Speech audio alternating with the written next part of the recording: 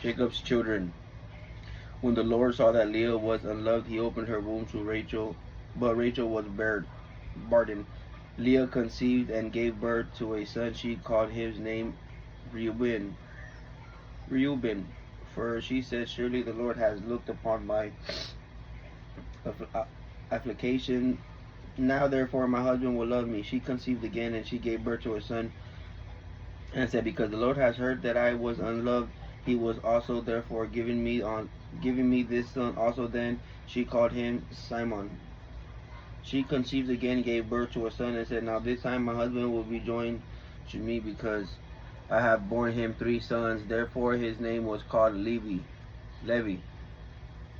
She conceived again and gave birth to a son, and she said, Now I will praise the Lord." Therefore she called him in the name Judah. Then she stopped giving birth. 30. When Rachel saw that she couldn't give Jacob children, she became jealous of her sister. She said to Jacob, "Give me children or I will die." Jacob became angry with Rachel and said, "I am in a place of God, who has withheld from you the fruit of the womb."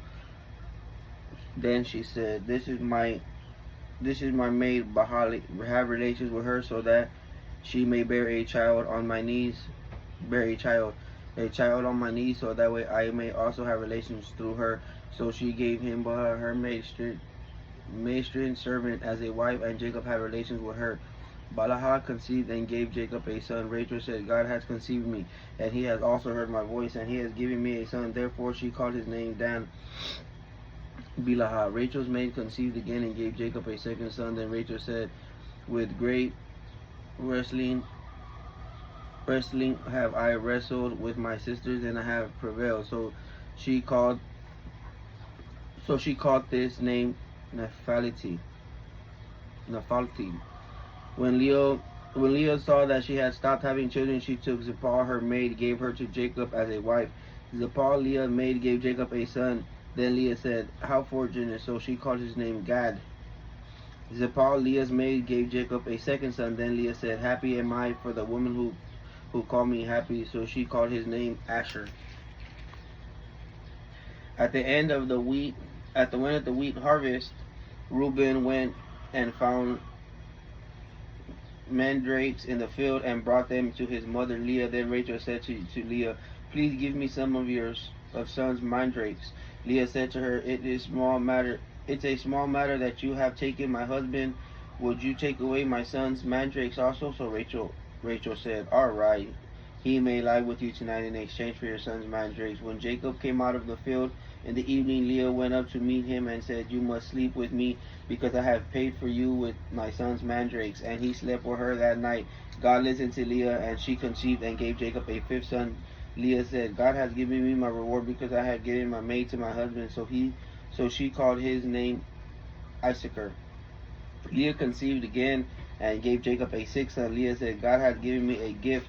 Now my husband will dwell with me, because I have given him 6 sons." So he called the name of Zubul. Afterwards she gave birth to a daughter, then called her Diana. Then God remembered Rachel, and God listened to her and opened her womb. She conceived and gave birth to a son. God had taken away my reproach. And she called his name Joseph, saying, "The Lord will add to me another son." Jacob's agreement with Laban. When Rachel had given birth to Joseph, Jacob said to Laban, Send me away so that way I may go to my own place, to my own country. Give me my own wives and my children, for who I have served you, and let me go. For you know the servants that I have given you." Laban said to him, "If I have found favor in your eyes, please stay, for I have learned my divination, that the Lord has blessed me in account of you." He said, "Name me your wages, and I will give it." Jacob said to him, "You know how I have served you, and how your livestock have fared with me. For you had little before I came, and it is now increased to a multitude. The Lord has blessed you since I came, and now when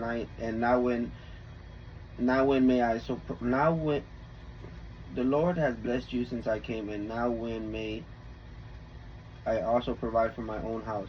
Laban said, "What may I give you?" And Jacob said, "You may not give me anything, but if you will do this one thing for me, I will continue to find and keep your flock. I will pass through all your flocks today, removing from it and the speckled and spotted sheep, and every brown sheep from among the lambs, and the spotted and the speckled among the goats. These shall be my wages. So my integrity will answer for me in the time to come.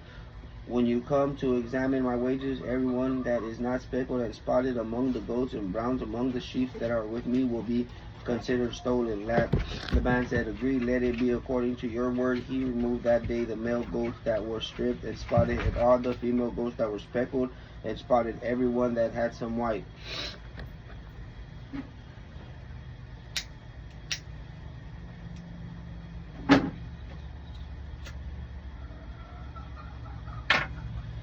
In it, and all that were brown ones among the sheep, and he gave them to the care of his son. He put 3 days' journeys between himself and Jacob fed the rest of the lamb's flock. Then Jacob took rods of fresh cut polar almond and plant trees, and filled white streaks in them, exposing the white, which is the rod. He did the rod which had peeled before the flocks and the truth, and had the watering places where the flocks came to drink, so that they would mate when they came to drink. The flocks mated before the rods and gave birth to young that were stripped, specked, and spotted. Jacob separated the lambs and made the flocks face towards the strip, and all of the browns in the flock. The lamb he had put his own flocks by themselves,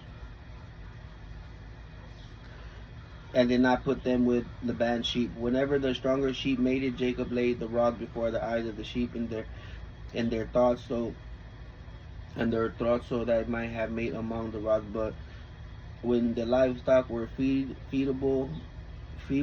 he did not put them in. So the weaker were Laban's, and the stronger Jacob's. The man became extraordinarily prosperous, and had many sheep and female servants and male servants, and camels and donkeys.